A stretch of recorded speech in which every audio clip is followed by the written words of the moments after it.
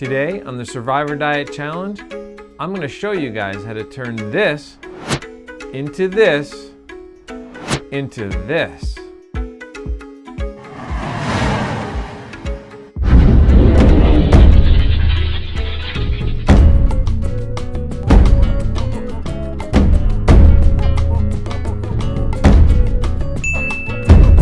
All right, we're doing a little inventory check on day, what is today?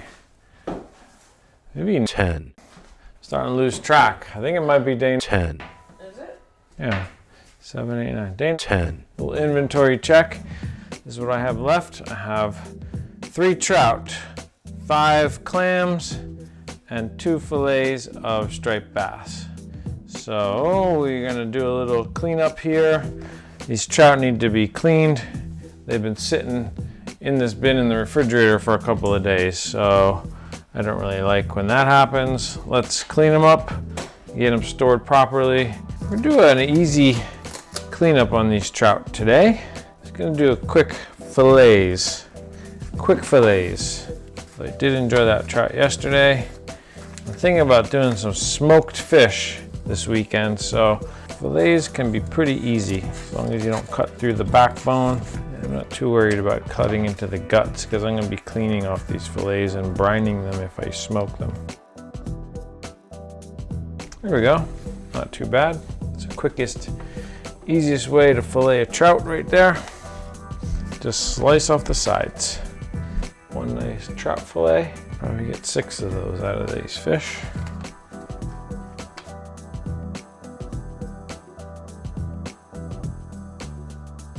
I got 6 little trout fillets out of that.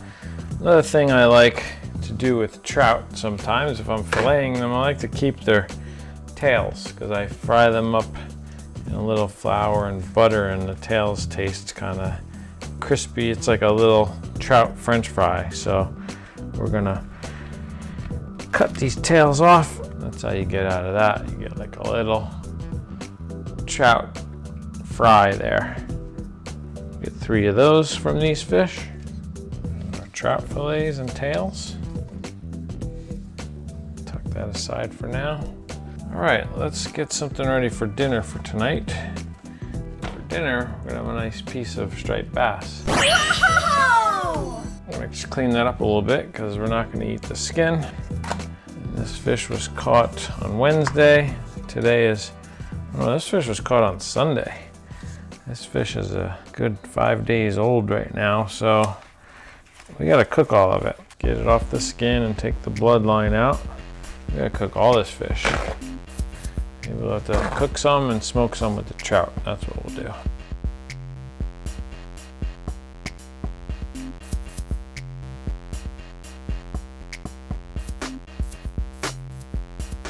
You can see not taking it off the skin right away, preserve that freshness on the skin side.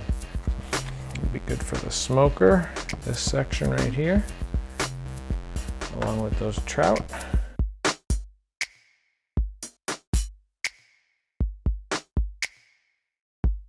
Right, not bad. This evening I'm going to make an attempt at a week 2 Survivor Diet clam chowder.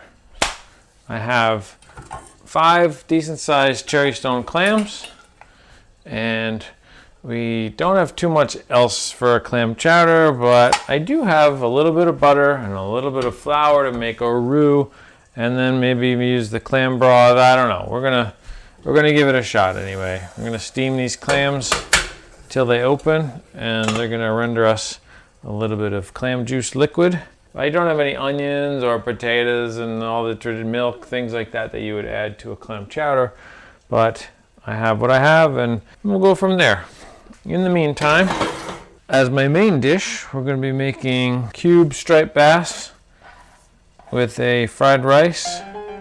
So I'll show you what I'm going to do for that. And let's see, what kind of pan are we going to use for this? Let's try.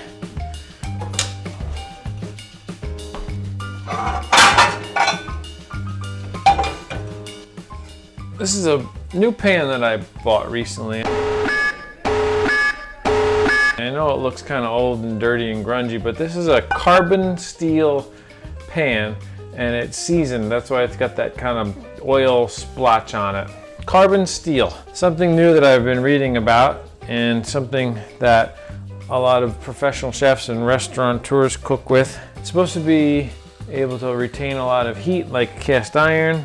Once you season it, it should be non-stick like a Teflon pan, and we'll see how it is. I'm gonna heat that up, and we're gonna sear these bass cubes in the pan. Start with that. I'm gonna season with a little bit of salt. And we're gonna flour these pieces, just a dusting with the rest of that flour that I milled the other day, but it should still give me a little coating on these pieces of fish to be able to give me maybe a little bit of a extra browning and crispiness that we're after.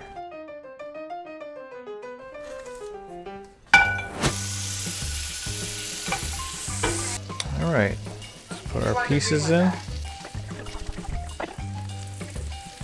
All right, let's let that brown a bit. Meanwhile, our clams are all opened. See that? Clams all opened, steamed well. There's a little bit of clam broth in there. Just gonna set that aside and let all that cool down now. Let me give these little fish cubes just a turn, just like a half turn every couple of minutes, see if they're browning. Oh, that's gonna be nice. Almost looks like they're breaded with this flour because there's a little extra bran that I didn't sift out of this flour, but I think that's gonna work to our advantage. It'll be healthy for us and gives a little bit extra coating on the pieces of fish.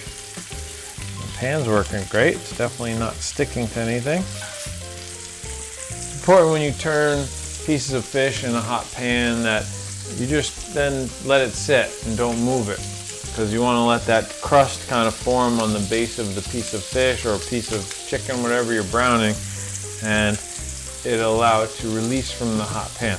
In the meantime, let's cut up some of these asparagus that we're going to use in this fish and rice dish.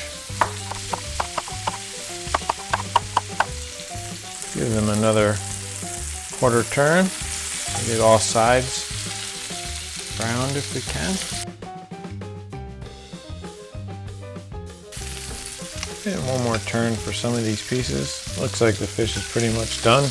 That's pretty well cooked through and through. It's not opaque in the middle at all, as long as it's white throughout. I think these pieces are pretty much done. All right, I'm gonna take these off and then use the remaining butter in the pan to saute up the asparagus pieces.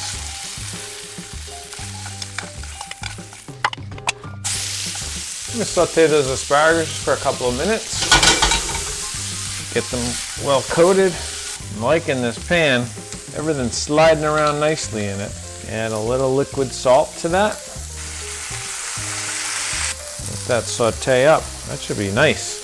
This is gonna be a good dinner. So thinking about that clam chowder. How am I gonna make that? But we'll figure something out. You know what I'm gonna need for clam chowder? I'm gonna need to make a roux. Let's get a little non-stick pan going.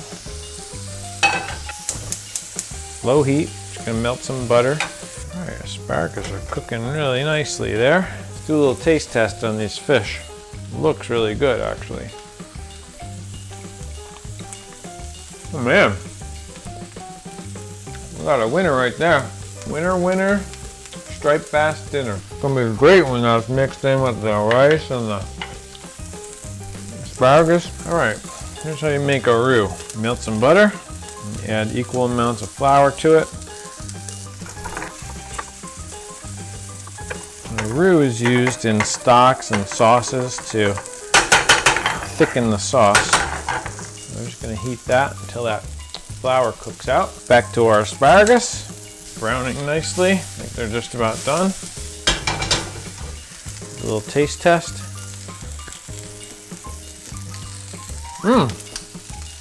Excellent. Cooking really well today. Get that off and put it on our plate.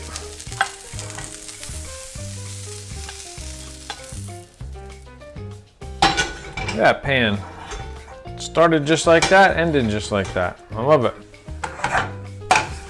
That's sort of the consistency we're looking for with roux. This needs to cook for a few minutes like that on low heat.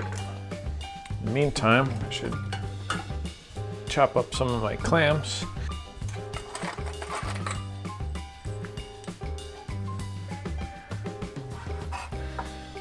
Kind of discard some of that, but you don't have to discard all of that. It can be all mixed in with your clam pieces when you make clam chowder, so I don't have to get rid of all that black gook that's in their bellies. Just have to mince it all up.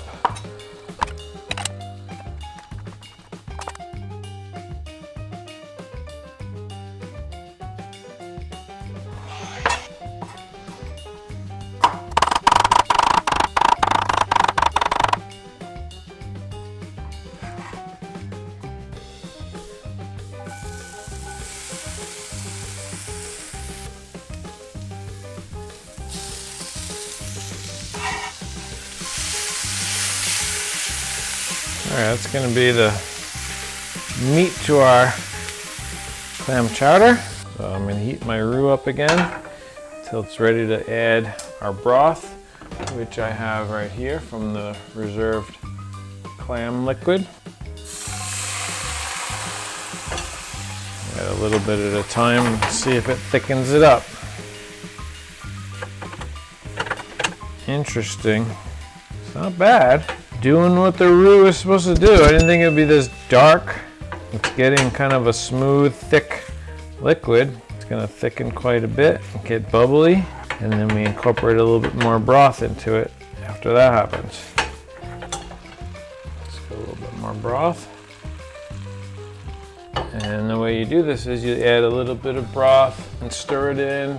Try to blend it and get it smooth until it becomes the thickness that you want it. Just don't know how much broth this roux can handle. Just gotta let it come to a boil as it heats up. See if it thickens. I may have added a little bit too much, but not bad. It's like a soup. It's like a clam chowder. Maybe I should taste it at this stage.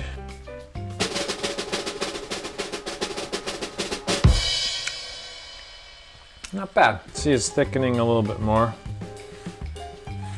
I might change when I add the vegetables and the meat in. Let's do that now.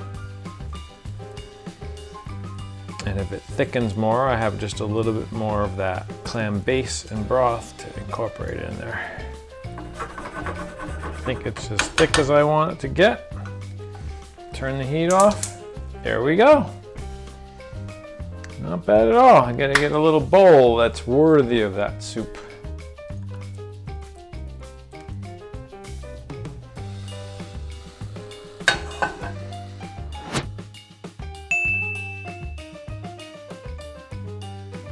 So there you go.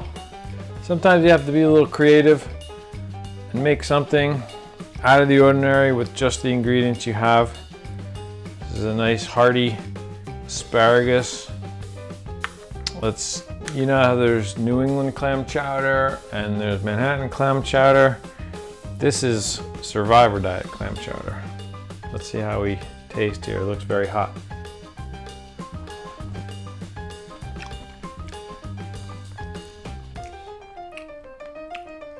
That's actually really good.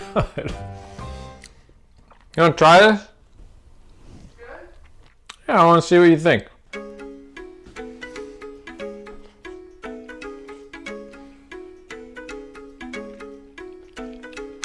Yeah.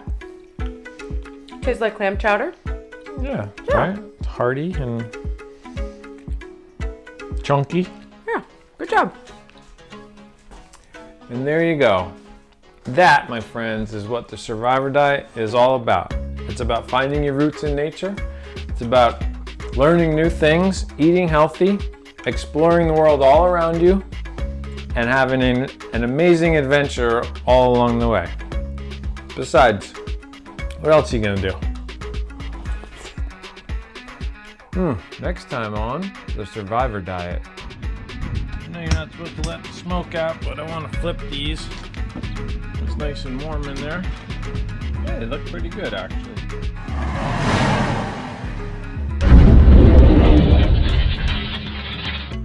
watching and supporting my channel, guys. For more videos like these, please don't forget, like, comment, and subscribe. It really helps a lot. Anyway, so I say so a lot. Yeah.